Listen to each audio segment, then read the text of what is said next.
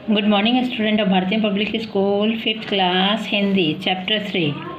आज हम चैप्टर 3 गुलाब सिंह पढ़ेंगे। ओके, पहले हम कठिन शब्द देख लेते हैं। उमंग, कौमी, आतंक, आग्रह और आभा मंडल। ओके, यह स्टोरी किसके बारे में वो भी देखो। इस प्रेरणादायक कहानी में लेखिका ने अपने भाई के प्रति बहन के अपूर्व प्रेम के साथ साथ यह भी दर्शाया है कि दोनों भाई बहन अपने कौम को मतलब अपने देश को एक अत्याचारी बादशाह के गुलाम से आज़ाद करने के लिए किया गया है। जुलूस निकालने में एक दूसरे की सहायता करते हैं और भाई बहन को अपने जीवन के बलि देने के लिए भी तिलक लगाकर विदा करता है। एक कहने का मतलब उस समय की बात है जब हमारा देश आज़ाद नहीं हुआ था, उस समय जो सब संघर्ष कर रहे थे उस समय की स्टोरी है। ओके, वो भी भाई बहन की। दिन और तारीख की ज़रूरत नहीं। जब हम अमर अंत की कहानी कहने वाले हैं तब एक दिन और एक तारीख को पकड़कर क्यों चले। समझ गए ना कि उस दिन तो डेली ऐसे ही चल रहा था। उसके घर में पिता था, माँ थी और एक गुड़िया सी बहन थी। वह सारे घर का दुलारा था। मतलब वो अपने भाई के बारे में बता रहा। एक दिन की बात है, वह बीमार पड़ा। माँ ने उसका खाना बिल्कुल बंद कर दिया था, पर उसका बार बार कुछ खाने का मांगना छोटी बहन से न सहा गया।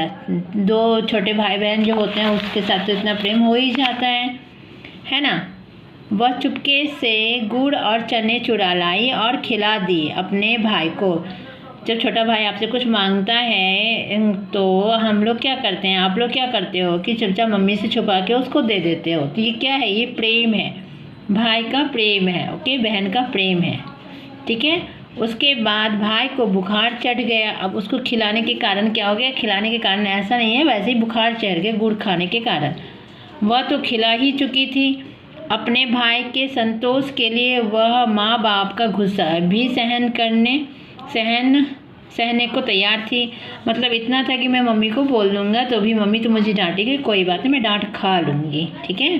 पर भाई ने गुड़ चने की बात किसी को ना बताई। अब भाई कितना था कि वो अपने बारे में मतलब जो उसने चने और गुड़ जो खाए थे वो उसके बारे में किसी को भी नहीं बताया कि मुझे दीदी ने उसे खिला दिया। ओके, धीरे धीरे रोग चला गया। मतलब बुखार ठीक हो गया, नॉर्मल बुखार था, बुखार ठीक हो गया।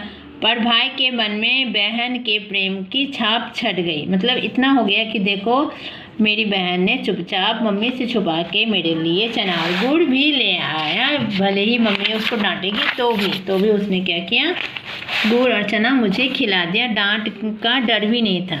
ओके, तो ये क्या था, ये उसके दिमाग में छप गया कि मेरी बहन मेरे लिए क्या क्या कर सकती है। ऐसी एक नहीं अनेक बातें हैं बहन की, माँ की, पिता की, उसके मन पर छपी थी। वो कभी उससे लड़ता झगड़ता भी, पर आँख के आंसू और मन के रंग उसके मन पर छपी इस तस्वीर को धो सकते थे। मतलब कभी भी झगड़ा हो जाता था, कभी भी गुस्सा हो जाता था, तभी भी वो याद आ जाता था कि मेरे लिए मेरी दीदी ने ये काम किया है, इसीलिए वो भूल जाता था। ठीक है। एक दिन ऐसी हवा बही कि मुरझाए हुए दिलों में नई जान आ गई। यह हवा उमंगों की हवा थी। बड़ा भारी जुलूस निकलना था। कौमी झंडे का जुलूस था, मतलब अपने झंडे का, अपने तिरंगा का वहाँ। ठीक है ना। पर बादशाह का हुक्म था कि जुलूस ना निकलेगा। वहाँ का जो राजा होगा वो क्या हुक्म दिया था कि जुलूस नहीं निकलेगा और वो झंडा भी नहीं निकलेगा। शहर में आतंक छा गया। बड़ा अत्याचारी था वो बादशाह, क्रूर तो था ही, सब पे शासन करता था। ठीक है। बड़ा आया बादशाह। अब वो लड़का क्या बोल रहा है, उसके भाई बहन दोनों बातें कर रहे हैं कि बड़ा आया बादशाह, क्यों ना निकले जुलूस, क्यों ना निकले हमारा झंडा। किसने कहा, भाई ने बहन से कहा। अब भाई ने तो ऐसे मुंह मटका के बोल दिया, तो बहन बोली कौन है ये बादशाह। भैया ने कहा होगा कोई, ऐसे मुंह मटका, हाँ होगा कोई, मेरे को क्या। बहन ने पूछा क्यों ना निकले जुलूस, क्यों ना निकले झंडा। फिर से बहन ने वही कहा। भाई कुटु शब्द में मतलब पूरा भला करते हुए, हमारा देश बादशाह का गुलाम जो है, मतलब ऐसे ईर्ष्या करके ऐसे करके कि हाँ, क्योंकि हमारा जो देश है वो तो गुलाम है ना उस बादशाह के कारण। तो उत्तर था तब तो ज़रूर निकलेगा जुलूस। तब देख लो, अब जब गुलाम था तो गुलाम को आज़ाद कौन कराएगा। तो इसी विचार से, इसी वियोग से उसने क्या बोल डाली लड़की की, तब तो और ज़्यादा निकलेगा जुलूस, है ना। हम किसी से डरते हैं क्या उस बिहाफ पे, ठीक है। हम ज़रूर फहराएंगे अपना झंडा, देखते हैं कौन रोकता है हमें। देखो ये होती है उमंग। अब तो वो प्रेम, वो उमंग है ही नहीं। झंडे की तैयारी होने लगी। बहन ने अपनी पुरानी ओढ़नी फाड़कर झंडा बना लिया। लाल हरा रंग भी चढ़ गया। देखो सब कुछ हो गया। भाई ने उसे अपने खेलने के डंडे से बांध लिया। मतलब वो डंडा कहाँ से लाता, जो जिससे वो डंडे से खेलता था, उस डंडे पे उसने झंडा को बांध भी लिया। झंडा तैयार था, झंडा भी बन गया हमारा। अब भाई झंडा लेकर चला। अरे भाई जाते कहाँ हो, अब हम भी साथ चलेंगे। अब बहन क्या बोली कि अकेले कहाँ जा रहे हो, मैं भी चलूँगी आपके साथ। वो आग्रह से बोली, प्यार से बोली। पर बहन बड़ी दूर जाना है, तुम थक जाओगी। अब देखो है तो वो छोटा, पर तभी भी वो इतना बोला कि बहन है, उसका पैर थक जाएगा। तो ऐसे ही बोला कि तुम इतना दूर कहाँ जाओगी, थक जाओगी। नहीं भैया। तो फिर उसने जवाब कि नहीं बहन, जुलूस कौन बनाएगा, तुम झंडा उठाना, हम जुलूस बनाकर चलेंगे पीछे पीछे। मतलब झंडा लेके कोई और चलता है पीछे से, जो सब बोलते हैं ना, जोर जोर से बोलते हैं, वही बोल रहा है कि तुम तो झंडा लेके चलोगे। बोलेगा कौन, बोलूँगी मैं। नहीं रानी, तुम जुलूस नहीं, तुम एक काम करो, हमें रोली का तिलक लगाकर विदा करो, जैसे राजकुमारी अपने भाई राजकुमार को विदा करती है। अब देखो यहाँ पे, जब जैसे रक्षाबंधन के दिन हम लोग ये राखी बांधते हैं, वैसे ही भाई कहीं और जाता है, दूसरी जगह जाता है, तो क्या करते हैं हम लोग, तिलक लगाते हैं, रोली बांधते हैं। तो वही बोल रहा है कि जैसे राजकुमारी राजकुमार को तिलक लगा के विदा करते हैं, ये आक्रमण करने के लिए, लड़ाई करने के लिए, विश्व जीतने के लिए, वैसे ही तुम भी मेरा तिलक लगाओ और मुझे विदा करो। बहन ने खुशी की किलकारी के साथ ताली बजाई, जोर से क्लैपिंग की और दौड़कर थोड़ी सी रोली, थोड़े से चावल सजा ले आई। थाली में एक दिया भी जल रहा था, जैसे हम लोग करते भी हैं।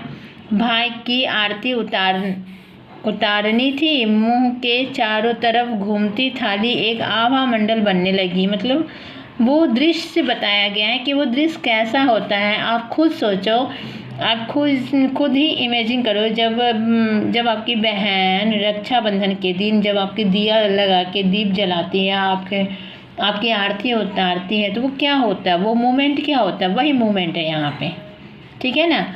उसने देवी देवताओं के चित्र में भी वैसे ही आभा मंडल देखा था, वो ऐसे प्रकाश देखा था। भाई के चारों तरफ वैसे ही आभा मंडल देखकर वो बहुत ही खुश हो गई। मतलब वो इतनी खुश हो गई कि मेरे भाई भी ऐसे ही, मतलब इतना ये था कि वो खुश हो गई, जो मेरे भैया भी वैसे ही भगवान की तरह ही दिख रहे हैं। ओके।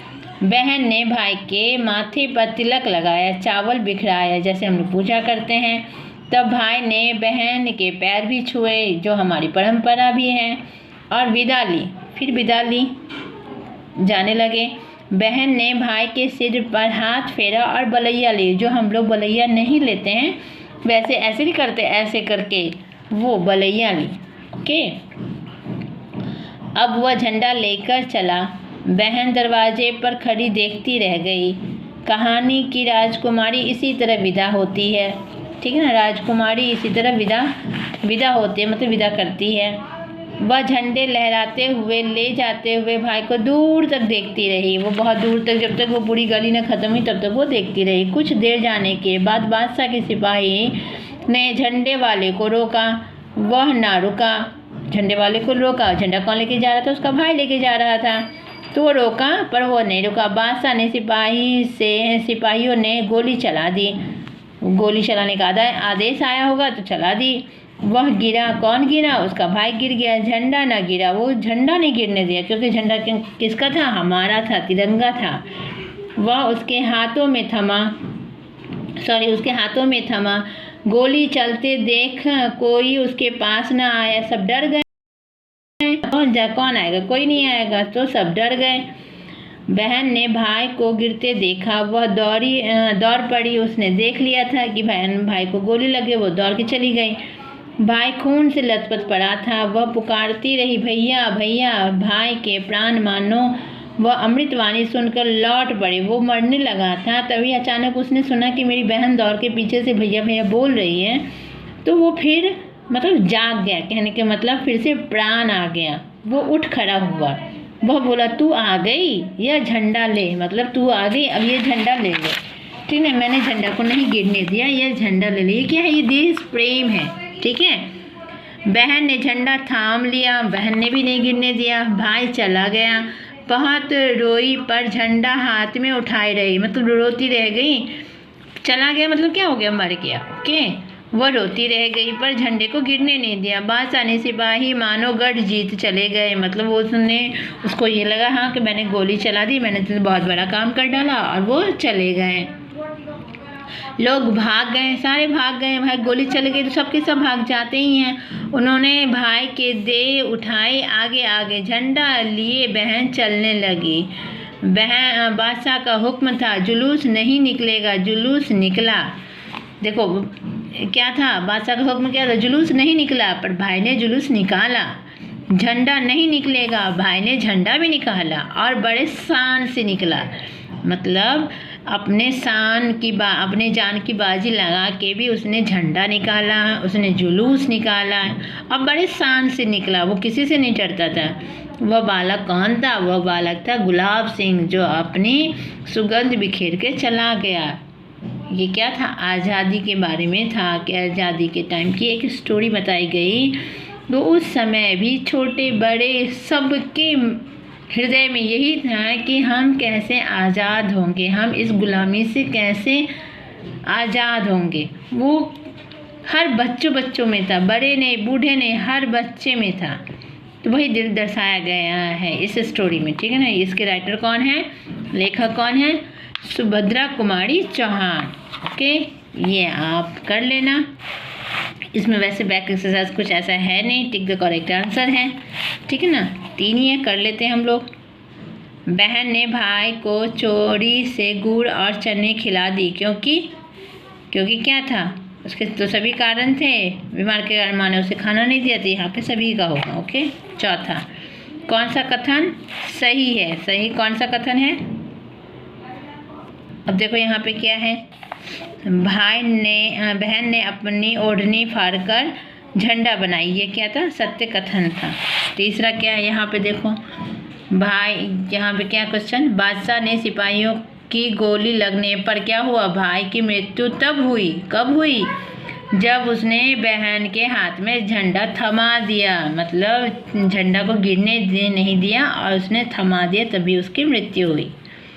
ओके, ये था हमारी इस चैप्टर का स्टोरी, और इसको आप अच्छी तरह से पढ़ लेना।